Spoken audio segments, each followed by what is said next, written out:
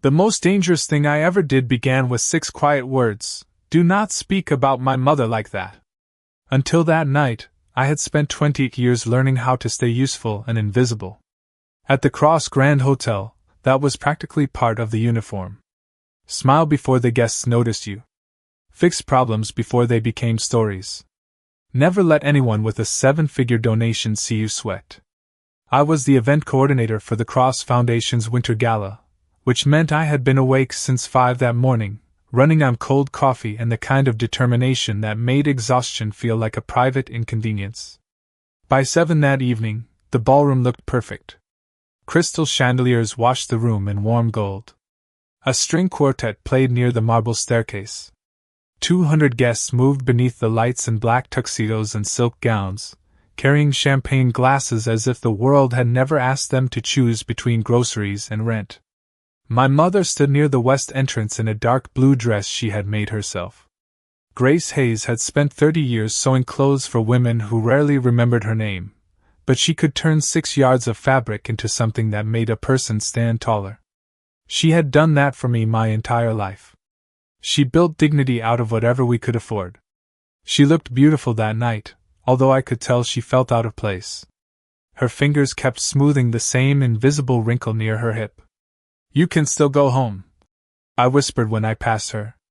"And miss seeing where my daughter keeps the world from falling apart?" she asked. "I organize seating charts." "Exactly. Civilization would collapse without you." I smiled, but the knot in my chest stayed where it was. My mother had not been invited as my guest. The invitation had come directly from the Cross Foundation, delivered in a cream envelope with her full name written in careful black ink. Grace had once worked for Eleanor Cross, the late mother of the man hosting the gala. She had never told me much about those years. Only that Eleanor had been kinder than the family name suggested, and that kindness sometimes came with secrets. Then Julian Cross entered the ballroom, and every conversation softened around him. I had seen powerful men before. Senators. Chief executives. Celebrities who expected elevators to wait for them. Julian was different. He did not demand attention. The room gave it to him before he asked. He was tall and broad-shouldered, dressed in a black suit cut so precisely it looked less like clothing and more like armor. His dark hair was swept back from a face that might have seemed handsome if his expression had not been so controlled. His eyes moved across the room once, slowly, and people straightened without realizing they had done it. He was 36 and already carried the reputation of a man twice his age.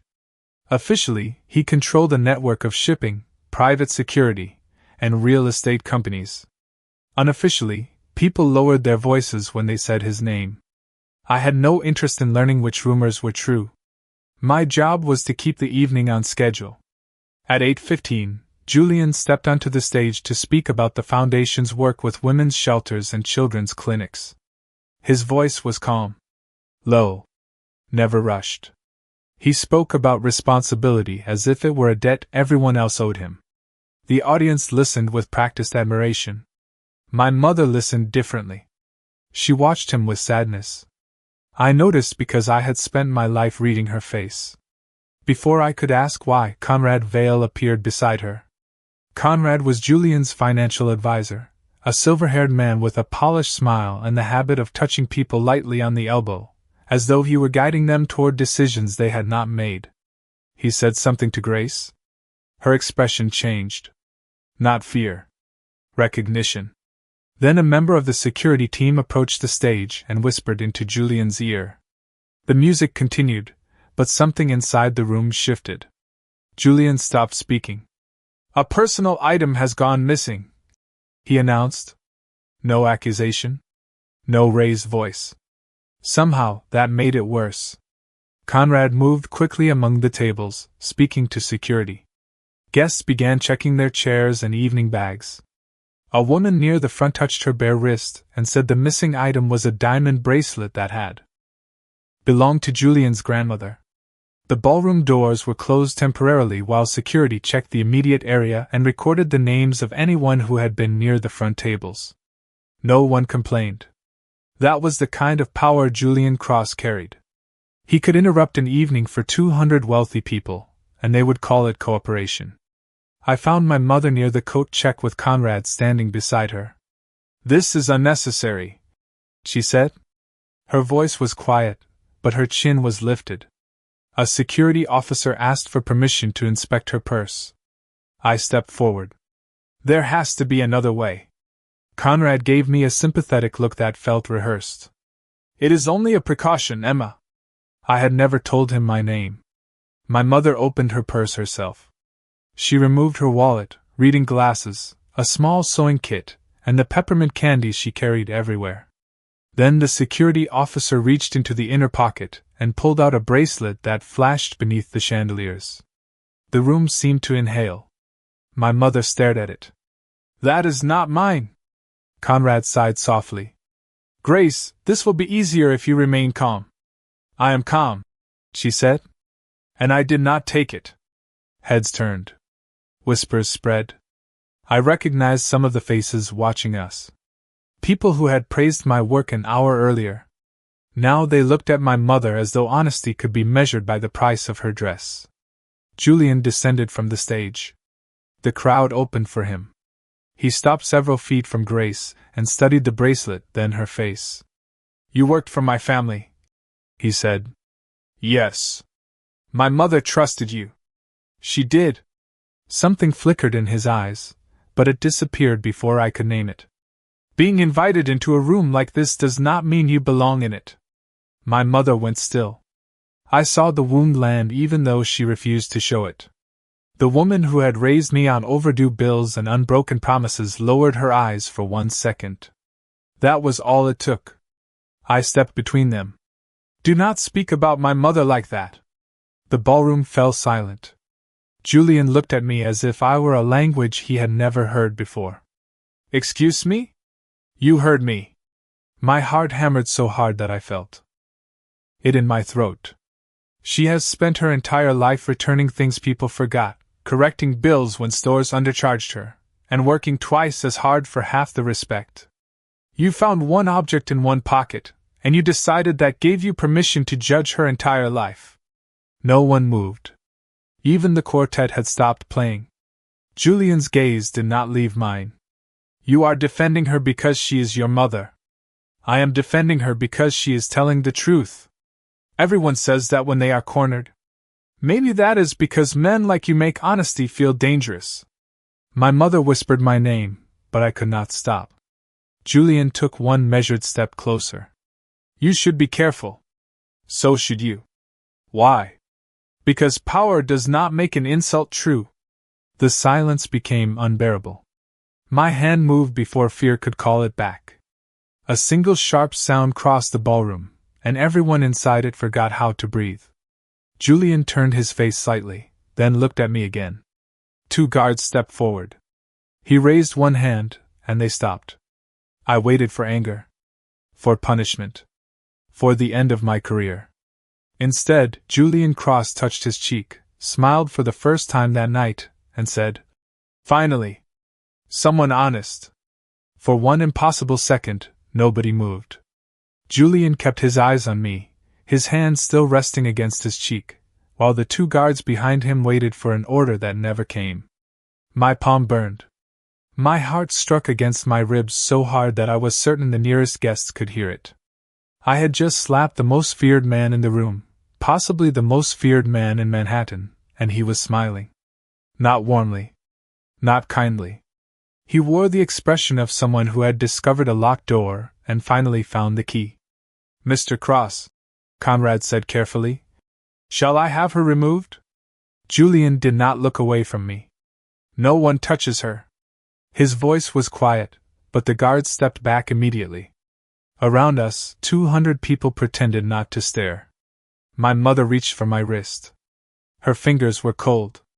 "Emma, we are leaving. The security review will take only a few more minutes," Julian said. "Anyone who has provided contact information may leave." After that, Grace lifted her chin, then completed quickly.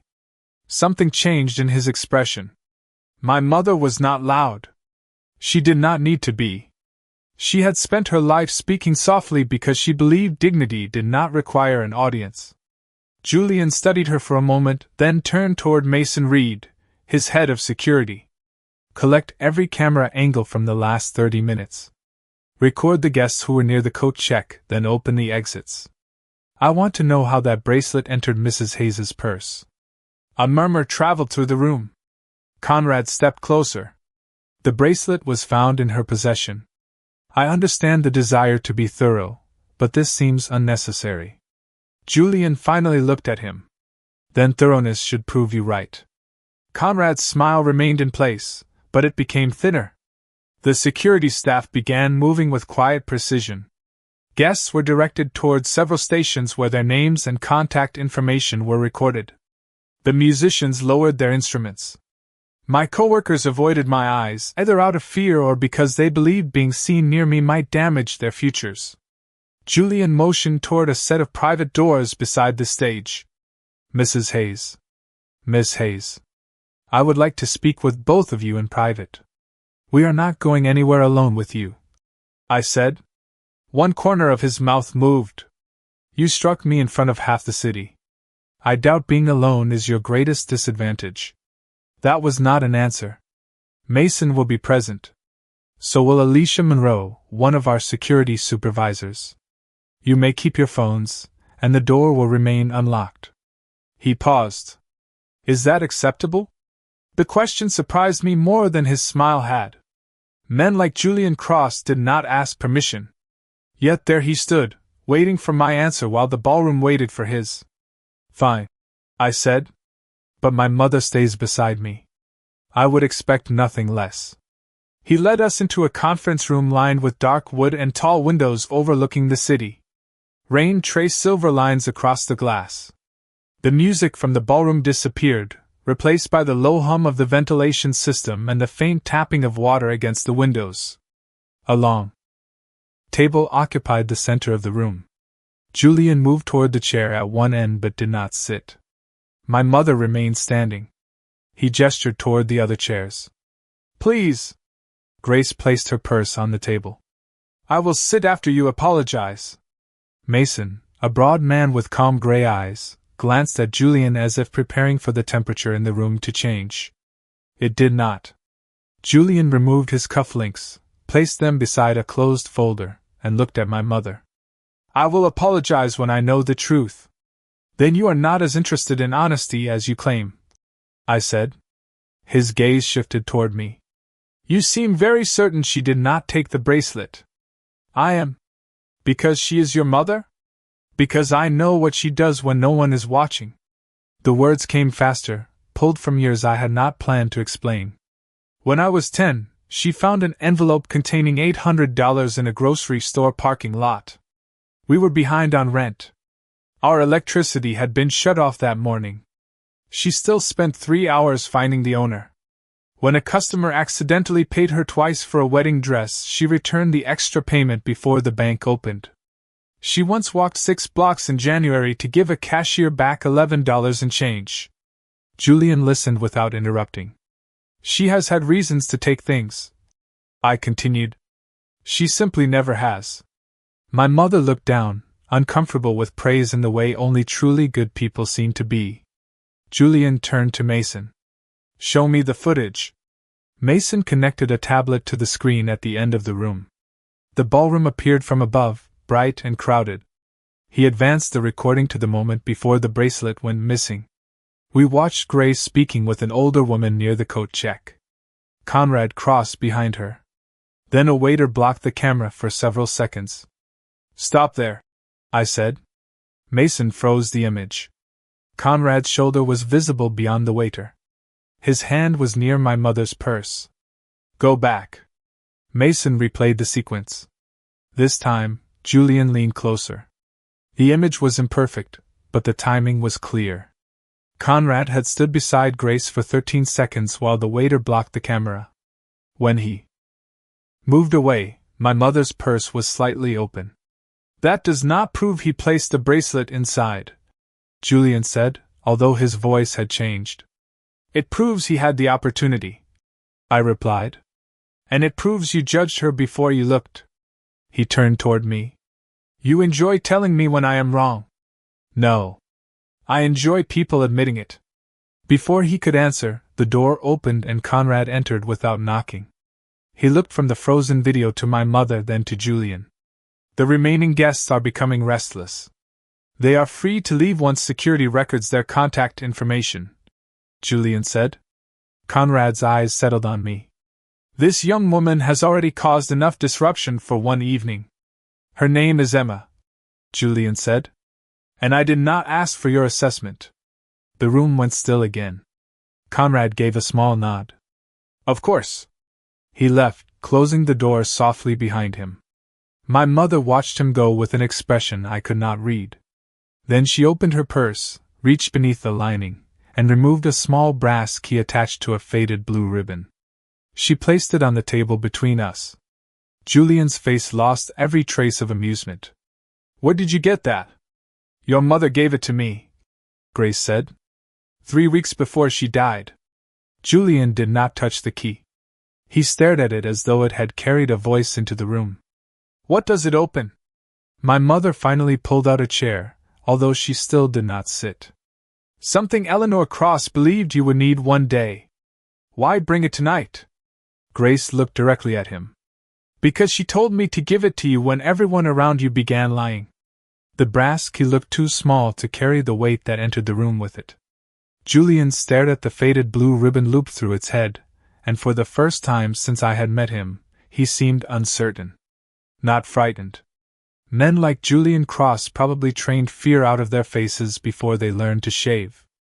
But something inside him had gone still. My mother tied ribbons like that around everything she wanted remembered, he said. Grace finally sat down. Blue for promises.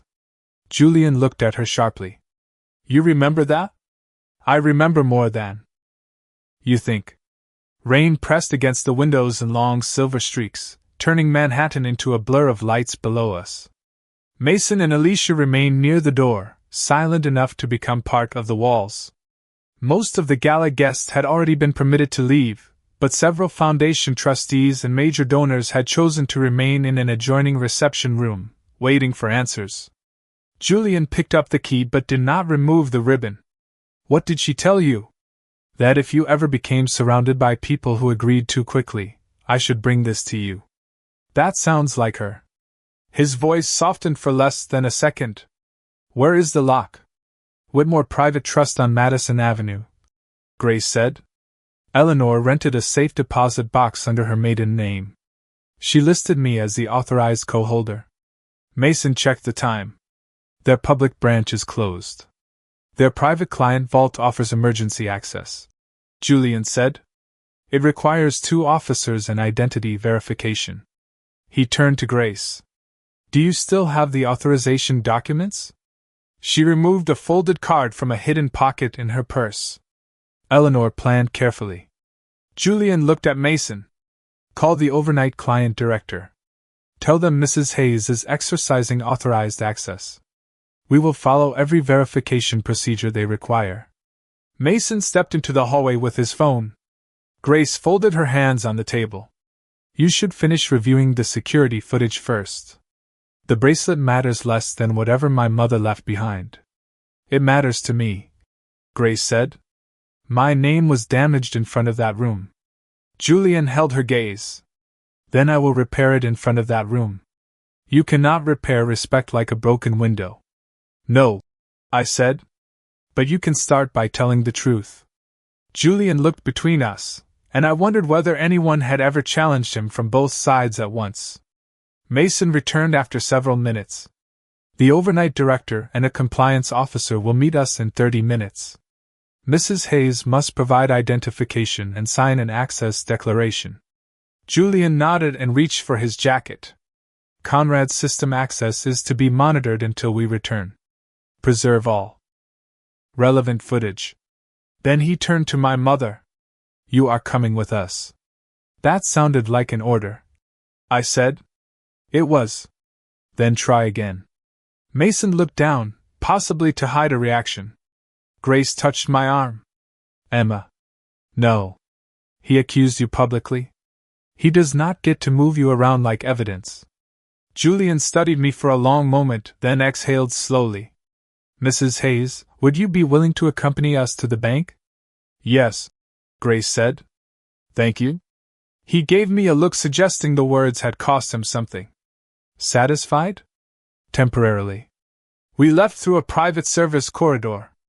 Julian walked ahead with Mason, while my mother and I followed with Alicia. The hotel felt different away from the chandeliers. Fluorescent lights. Beige walls. Carts stacked with folded linens. The machinery beneath the polished surface. My mother moved slowly, and I slipped my arm through hers.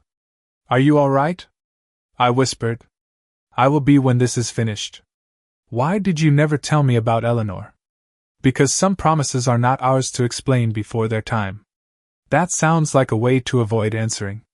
You learned that tone from me. Outside, 2 black vehicles waited beneath the covered entrance. I expected Julian to separate us, but he allowed my mother and me to sit together. He took the seat opposite us. No one spoke during the 12-minute drive. The city slid past in rain-darkened pieces. Storefronts. Traffic lights. Umbrellas bending beneath the wind. Julian watched the streets but seemed to see another time entirely. The private bank occupied a quiet limestone building on Madison Avenue. The overnight director and a compliance officer met us through a secure side entrance. Both examined Grace's identification, the authorization card, her signature, and the bank's sealed records before allowing access. Power may have opened the conversation, but procedure opened the vault. We descended 1 level below the lobby into a room lined with brushed steel. The compliance officer brought box 417 to a private viewing room on a wheeled cart. Grace placed a brass key into one lock. The officer used the bank's key in the other. Together, they opened it. Inside was a black leather ledger, a sealed envelope bearing Julian's name, and a silver thimble engraved with the initials E.C. My mother touched the thimble first. She wore this when she repaired your school uniforms, Grace said. Julian's eyes remained on the envelope. My mother never repaired anything herself. Not where anyone could see. He opened the envelope. The letter inside was several pages long, written in dark blue ink. His face revealed nothing as he read, but his fingers tightened slightly around the paper. When he finished, he handed the pages to Grace rather than Mason. She knew. Yes. How long? Long enough to become afraid of what Conrad was building inside the foundation. The name settled between us like a door locking. Julian opened the ledger. Every page contained dates, account numbers, donation records, and transfers marked with symbols I did not understand. Grace explained that Eleanor had discovered money being diverted from shelters and children's clinics into private companies hidden behind layers of false ownership. Conrad had managed the foundation's finances. He had also controlled much of what Julian was allowed to see. Why did my mother not bring this to me? Julian asked. Because you were 23, Grace said. Your father had just died, and Conrad had made himself indispensable. Eleanor believed you would defend the man who helped you inherit the organization. She did not trust me. She did not trust the fear surrounding you. Julian closed the ledger with a sharp sound. You kept this for 13 years. I protected it for 13 years. You had no right to decide when I was ready. Grace's shoulders drew back. Your mother decided. And you obeyed a dead woman while my name funded theft. She was trying to save what remained of your conscience. Julian rose abruptly, but he made no move toward her. I stepped between them anyway. Do not mistake her patience for guilt. This is not your concern. You made it my concern when you humiliated her. Leave the room, Emma. No. His eyes narrowed. That was not a request. Then it was not worth answering. The silence that followed felt heavier than the steel walls around us. Mason looked at Julian, waiting. Everyone always waited for Julian. That was the problem. You said you wanted honesty, I continued. Here it is. Your mother did not hide the truth because she hated you. She hid it because she feared the men around you had taught you to punish anyone who challenged you. His jaw tightened. You know nothing about my life. I know everyone in that ballroom went quiet when you entered. I know Conrad speaks before you decide what you think. I know my mother protected your family for 13 years, and you judged her in 13 seconds. Julian said nothing. The anger in his face did not disappear, but it changed direction. Slowly, he looked toward Mason, Alicia, and the bank officers. Give us the room. Mason hesitated. Julian. Not Emma. Everyone else. The others moved into the corridor. The door closed, leaving Julian alone with two women who refused to fear him correctly. He sat again and reopened the ledger. This time, he read more carefully. I moved beside my mother and began comparing the dates with the event records I remembered from the foundation. Galas. Auctions. Capital campaigns. Money had disappeared beneath elegant names and smiling photographs. Then I found a page near the center. One transfer was larger than the others. $2,400,000, routed through a housing initiative that had never existed. At the bottom was an authorization signature. Julian Cross. I pointed to it. Did you approve this? He leaned closer. The last trace of color left his face. No. Julian stared at the signature as if it had spoken in his voice. No, he said again, quieter this time. He turned the ledger toward the light, tracing the curve of the J, the angle of the C, and the confident line beneath his name. It looks real. Grace folded Eleanor's letter and placed it beside the silver thimble. That was the point. I leaned closer to the page. My work at the hotel had taught me that expensive events left trails. Every floral order, catering invoice, donor package, and security charge had to match a date, a room, and a person willing to approve it. The transfer in front of us had been labeled as funding for a housing initiative connected to a Cross Foundation gala 11 years earlier. I remembered the name because the hotel still used photographs from that night in promotional materials. The Harbor House benefit, I said. Julian looked at me. You know it? I know the event records. The gala was held at the Cross Grand before I worked there, but we reuse old vendor lists when donors request a similar setup. I followed the entry across the page. This says the foundation paid $2,400,000 for temporary housing, transportation, and emergency support. Grace shook her head. Eleanor visited every program the foundation funded. She could not find that one. Because it never existed, Julian said. His voice had lost its anger. What remained was colder, more focused. Conrad created it. Or someone using his authority did, I said. Julian looked at the signature again. This approval would have passed every audit. Because it carries your name. And because the people checking it were appointed by Conrad. He closed his eyes for one breath. When he opened them, the man from the ballroom had returned, but something essential had changed. Before, his control had filled every room. Now it looked like a wall holding back the truth. He reached for his phone. Mason. The door opened almost immediately. Mason entered with Alicia. I need every Cross Foundation record connected to the Harbor House benefit, Julian said. Vendor payments, guest lists, insurance filings, hotel invoices, and digital authorization logs. Tonight? Mason asked. Preserve them tonight. Outside counsel and an independent forensic accountant can begin reviewing them before morning. Mason nodded and stepped away to make the calls. Julian turned to me. You said the hotel keeps old event records. Some are digital. Others are stored in the archive. Can you access them? I can access the planning database. The financial archive requires executive authorization. You have it. From whom? Me. You do not run the hotel operations office. I own the controlling interest in the hotel. I had known the Cross family owned part of the building. Hearing him say it still changed the air. Then issue written authorization without making anyone afraid to say no, I replied. His eyes narrowed slightly. Do you correct everyone this often? Only when they make it easy. Grace hid the beginning of a smile behind her hand. Julian noticed. For the first time that night, the room felt almost human. We returned to the Cross Grand shortly after 1 in the morning. Most of the guests had gone home after giving security their contact information. Several Foundation trustees, senior staff members, and donors remained voluntarily in 2 adjoining reception rooms because they wanted an explanation before morning. Conrad was waiting in Julian's private office with his attorney on the way. He rose when we entered. "This has gone far enough," he said. "Donors are calling. Reporters are gathering outside. Whatever Grace Hayes told you, we should discuss it privately before more damage is done." Julian removed his coat and placed it over a chair. "You planted the bracelet." Conrad did not blink.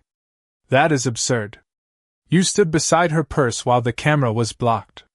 So did 3 servers and a photographer. You knew her name. You knew she had worked for my mother. You knew she had been invited tonight. I managed the guest list. You managed too much." Conrad's expression tightened for the first time. "Julian, grief can make old stories seem important. Eleanor trusted me." Grace stepped forward. "Eleanor investigated you." Conrad turned toward her with a look of polite disappointment. "You were a seamstress. And you spoke freely when you believed servants were furniture." The words landed without volume. Julian watched Conrad carefully.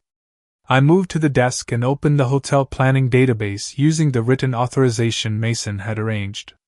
The archived Harbor House file appeared after several searches. More than 600 pages. Vendor contracts. Seating charts. Staff assignments. Transportation requests. Most appeared ordinary until I compared them with Eleanor's ledger. A catering company had billed the foundation for 800 guests, although the ballroom held fewer than 300 that night. A transportation company had charged for 40 buses, but the event permit listed only 6. A temporary housing contractor had received more than $1 million despite having no physical address beyond a post office box in Delaware. "These companies are connected," I said. Julian came to my side. "How can you tell?" "The contact numbers are different, but the formatting is identical. The same office created the forms." I opened the document properties. "The creator initials are C.V." Conrad gave a short laugh. "My office prepared thousands of files. Initials prove nothing." "Maybe not," I said. "But schedules do."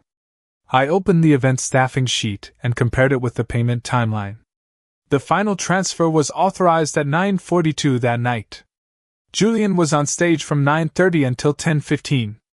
There are photographs, video recordings, and a live broadcast. "I could have signed earlier," Julian said. "The digital signing certificate says the authorization was entered at 9:42 from a computer in the Foundation office." I turned the screen toward him. "Someone signed as you while you were standing in front of 300 witnesses." Silence filled the office. Conrad's polished calm did not break, but his right hand slowly closed around the back of a chair. Julian noticed. "So did I." "You used my name," Julian said. "I protected your name," Conrad replied. "Your father left chaos. Your mother left ideals. I built the structure that allowed you to survive both. You took money from shelters. I moved money where it could protect the family. Children were waiting for beds while you purchased loyalty." Conrad's gaze shifted toward me. "This is what happens when outsiders are allowed into private matters. They see numbers without understanding necessity." "No," I said. "I see people hidden beneath numbers because men like you assume no one will look closely." Julian stepped away from the desk and faced the windows. The city stretched beneath him, bright and endless. For several seconds, nobody spoke. Then he turned back. "Mason, revoke Conrad's access to every Cross account, office, and digital system. Preserve every record." Outside. "Council will handle all communication. Send copies to the independent auditors." Conrad's face hardened.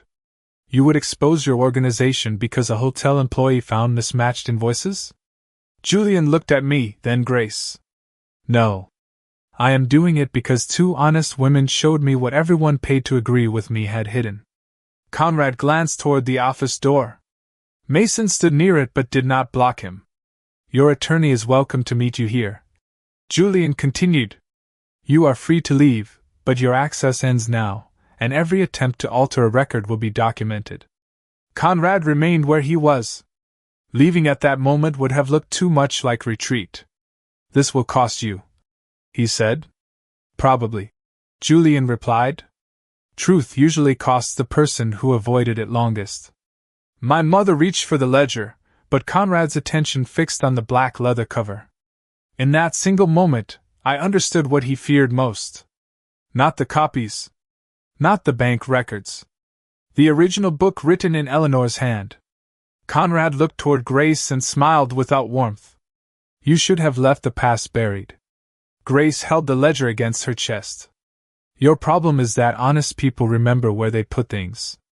Conrad's attorney arrived minutes later, and Mason escorted both men to a separate conference room while the hotel's information technology team preserved the systems. As the door closed behind them, my phone vibrated inside my purse. The screen showed a message from an unknown number. I opened it, expecting a reporter or hotel employee. Instead, I saw a photograph taken only seconds earlier. My mother stood beside the desk, holding Eleanor's ledger. Beneath the image were 7 words.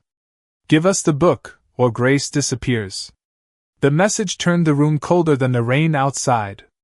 I read it twice, hoping the words would rearrange themselves into something less real. They did not. My mother was standing less than 6 feet away, still holding Eleanor's ledger, yet the photograph on my phone had been taken from inside Julian's private office. Someone had been watching us through a camera we had not found. Julian, I said. He heard something in my voice and crossed the room immediately. I handed him the phone. His expression did not change, but every sound around us seemed to sharpen. The hum of the lights. The rain against the glass. My mother's careful breathing. Mason, Julian called. The door opened before he finished saying the name. Mason entered alone. Lock down access to this office and the service corridors, Julian said. No one enters this floor without verified identification. Find the source of this image. Mason studied the screen. It may have come from a concealed camera. There is no authorized camera inside this office. Then someone installed one. Alicia began checking the smoke detector, vents, and decorative fixtures. Within minutes, she found a device smaller than a shirt button hidden behind a grill near the ceiling. Its signal had been routed through a contractor's wireless account. My mother placed the ledger on the desk. They want us frightened. They succeeded, I said. Grace looked at me. Fear is not the same as surrender. Julian turned toward her. I would prefer that you remain with Mason until this is over. The change in his wording was small, but I heard it. So did she. I will remain where Emma can see me, Grace said. Julian nodded. Agreed. Mason received a call through his earpiece and stepped into the hallway. Julian looked at the ledger. There are digital copies now. The original no longer controls the evidence. It controls the story, I said. Eleanor wrote it. Conrad does not only want the evidence destroyed. He wants my mother discredited before anyone believes her. My phone vibrated again. The new message removed any doubt. At 4 a.m, Julian must tell the press that Grace had stolen both the bracelet and the ledger. The original book had to be left inside the ballroom coat room. If we refused, altered foundation documents would be released under Grace's name, making her appear to be the person who had manipulated the accounts. He is not threatening to make her disappear physically, I said. He is trying to erase her credibility. Grace read the message over my shoulder. That is how men like him remove women they cannot control. They turn the truth into something shameful. Mason returned. The concealed camera was registered through a temporary maintenance contractor. One of our employees reported a woman in a gray service uniform carrying medical equipment toward this floor. No medical call was requested. The office door opened before he finished. A woman wearing a hotel service uniform stood outside with a medical bag. We received a report that Mrs. Hayes felt faint, she said. I looked at my mother. Did you call anyone? Grace shook her head. The woman gave us a practiced smile. The request may have come from the ballroom. Julian stepped between her and my mother. Please show Mason your identification. She reached toward her pocket, hesitated, then turned toward the service hallway. Mason's team stopped her at the elevator without force. The identification card had been stolen from a legitimate contractor, and the medical bag contained another wireless transmitter. The police officers already stationed outside for crowd control were called upstairs. The woman requested an attorney and said nothing further, but her phone records connected her to one of the shell companies named in Eleanor's ledger. The threat was no longer only a message. It was evidence. Julian looked toward the ballroom. Then we take the story away from them. He contacted outside counsel, the independent auditors, and the hotel communications director. He ordered copies of the financial records preserved and sent to federal investigators. Victim names and confidential shelter locations would be protected. The remaining records would be prepared for public release. That exposes the foundation, Mason said. It exposes me, Julian replied. The foundation might survive honesty. My mother touched the silver thimble resting beside Eleanor's letter. Your mother hoped you would choose this. She also believed I would need someone else to force me toward it. Grace glanced at me. She was usually right. The next 2 hours moved with controlled urgency. Attorneys reviewed the evidence. Accountants confirmed the false companies. The hotel's technology team preserved the camera data and communication logs. Federal investigators accepted secured copies and opened a formal inquiry. No one pretended the case could be resolved before sunrise, but by 3:45, enough information had been verified for Julian to make a responsible public statement. The press room filled shortly before 4. Cameras lined the back wall. Foundation trustees, senior employees, donors, and several guests occupied the seats. My mother stood beside me near the rear. Julian walked to the podium alone. No advisor stood behind him. Conrad remained with his attorney in a separate conference room, where law enforcement officials had begun asking questions. Julian placed both hands on the podium. Earlier tonight I accused Grace Hayes of stealing a bracelet from my family, he began. Camera shutters clicked. I did so without evidence beyond an item placed in her purse. I allowed reputation, wealth, and convenience to speak louder than character. I was wrong. My mother's fingers tightened around mine. Julian continued. He described the forged accounts, false charities, and misuse of his digital signature without naming anyone who had not yet been formally charged. He accepted responsibility for failing to question the people closest to him. He announced that every relevant record had been transferred to outside investigators and that the Foundation would immediately operate under independent oversight. Then he looked directly at Grace. Mrs. Hayes protected the truth when I was not prepared to hear it. She deserved respect. I gave her suspicion. I cannot undo that, but I can correct the record in the same public way I damaged it. The room remained silent, but it was no longer the silence of fear. It was the silence people make when they witness someone surrender power without being defeated. Julian stepped away from the podium. Reporters began calling questions. Trustees argued in whispers. Phones rang across the room. He ignored all of it and walked toward us. Your name is clear, he told my mother. Grace held his gaze. Now keep it that way for the next woman who cannot reach a microphone. Julian nodded. Then he looked at me. There was no smile this time. Only exhaustion and something that looked almost like hope. I wanted to tell him he had done the right thing. I wanted to tell him it mattered. Instead, I released my mother's hand, turned toward the exit, and walked away before gratitude could be mistaken for forgiveness. 3 weeks passed before Julian Cross appeared at my mother's shop without a driver, a security detail, or anyone waiting to open the door for him. By then, the city had already decided what the gala meant. Some newspapers called it a scandal. Others called it a reckoning. Federal investigators had opened a formal case and taken possession of authenticated copies of the records. An independent board replaced the trustees who had approved payments without asking questions. The missing funds could not be recovered in 3 weeks, and Julian did not pretend otherwise. Instead, he transferred personal money equal to the verified shortfall into an emergency account managed by independent nonprofit leaders. Shelters reopened beds. Clinics restored cancelled programs. The legal work continued, but the people harmed by the theft did not have to wait for the courts before receiving help. Several donors withdrew from the foundation. Others agreed to return only after the new oversight system was established. Julian gave up direct control because control had been part of the problem. I learned most of this from the news. He did not call me. He sent no flowers, no gifts, and no envelope large enough to make my mother nervous. He respected the distance I had created when I walked away from him. That should have made forgetting him easier. It did not. Some nights, while reviewing hotel invoices at my kitchen table, I remembered the moment he stood before the cameras and admitted he had been wrong. I remembered how the room changed when he surrendered the one thing everyone believed he would protect at any cost, his image.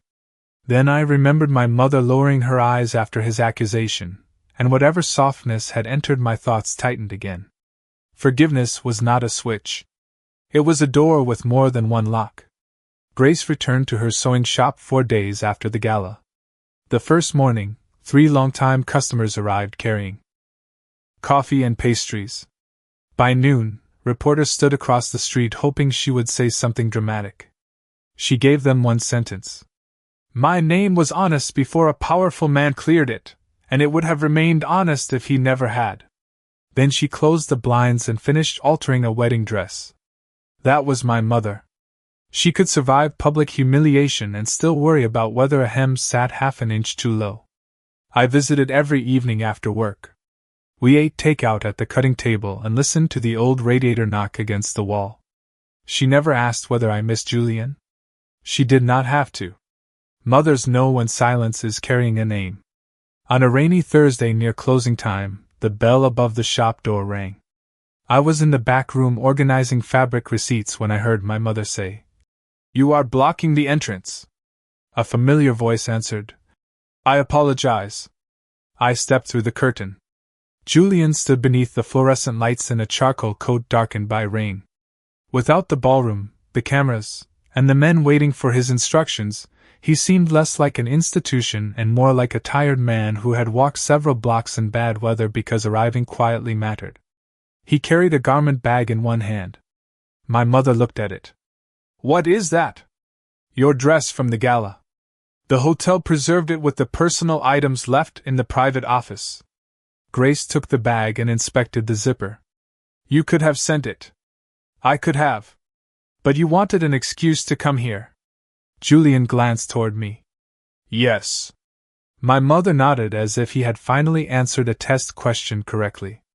"Honesty is improving on you." She carried the garment bag into the back room, leaving us alone with the rain tapping against the front window. Julian did not step closer. He kept several feet between us, his hands visible at his sides, as though he understood that restraint could be a form of respect. "How is the hotel?" he asked. "Still standing. I heard you accepted a promotion. Director of Event Operations. Congratulations. You have been checking. I own the controlling interest in the building. That was your explanation last time." A small smile appeared, then faded.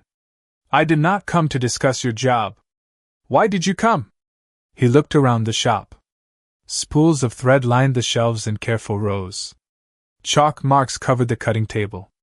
A photograph of my mother and me at my college graduation sat beside the register. Nothing in the room was designed to impress him. I think that was why he chose his next words carefully. "I came to apologize to you without an audience." "You apologized to my mother." I owed her the first apology. And what do you owe me? The truth. He took a breath. When you struck me, I smiled because everyone in that ballroom feared me more than they respected what was right. For years, I believed silence meant loyalty. I thought obedience proved that I was in control. Then you stood in front of me with your hand shaking and told me I was wrong. I looked down at my fingers. I could still remember the heat in my palm and the fear that followed. I should not have hit you. No, he said. But I am grateful you refused to become quiet afterward. Gratitude does not erase what you said about my mother. I know. And changing your foundation does not automatically change you. I know that too. There was no defense in his voice. No polished answer. Only acceptance. It unsettled me more than his authority ever had. Conrad taught me to treat every disagreement as a threat. He continued. My father taught me that respect could be demanded. My mother tried to teach me otherwise, but I listened too late. You listened when the costs became public. Yes. He did not soften the truth. I wish I could tell you I would have made the same choice without the cameras and evidence. I do not know whether that would be true. The admission settled between us. Honest. Uncomfortable. Real. My mother moved quietly behind the curtain but did not return. She was giving us privacy while making sure I knew she was near. Julian glanced toward the door. I am not here to offer money. I am not here to ask you to forget anything. I only wanted you to know that I am trying to become a man who does not need to be publicly humiliated before he hears the truth. That sounds difficult. It is. Good. His mouth almost curved. There she is. Who? The woman who never makes honesty comfortable. I folded my arms. What do you want from me, Julian? For the first time since I had known him, he looked nervous. Not weak. Not uncertain about who he was. Simply aware that my answer belonged entirely to me. Dinner, he said. One evening at a restaurant you choose, with other people around. You arrive on your own and leave whenever you wish. No gifts. No expectations. That is a very detailed invitation. I have learned that instructions and invitations should not sound alike.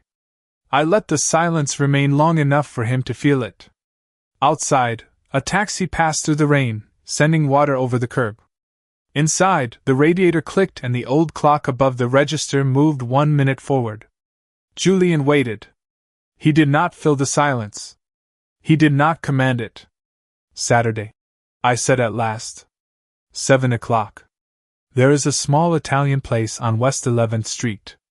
Relief crossed his face so quickly that I almost missed it. I will be there. Do not reserve the entire restaurant. I will try to endure the presence of other people. And no gifts. Understood. He reached for the door, then stopped. Emma. Yes?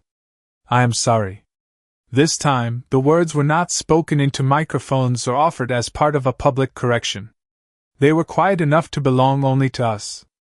I believed them, not because Julian Cross had become a perfect man in 3 weeks, but because he no longer expected belief to be his reward for speaking. I know, I said. He opened the door and stepped back into the rain alone. My mother emerged from behind the curtain carrying 2 cups of tea. Saturday? She asked. You were listening. The walls are thin. She handed me a cup. Are you sure? I watched Julian cross the street without anyone clearing a path for him. For once, he was only another man beneath the city lights, waiting for traffic to change. No, I said. But I chose it. My mother smiled. That Saturday, Julian arrived at the restaurant 5 minutes early and waited outside instead of sending someone to find me. He asked before taking my coat. He listened when I spoke. He admitted when he did not know an answer. Nothing dramatic happened. No room fell silent. No one lowered their eyes. That was how I knew the evening mattered.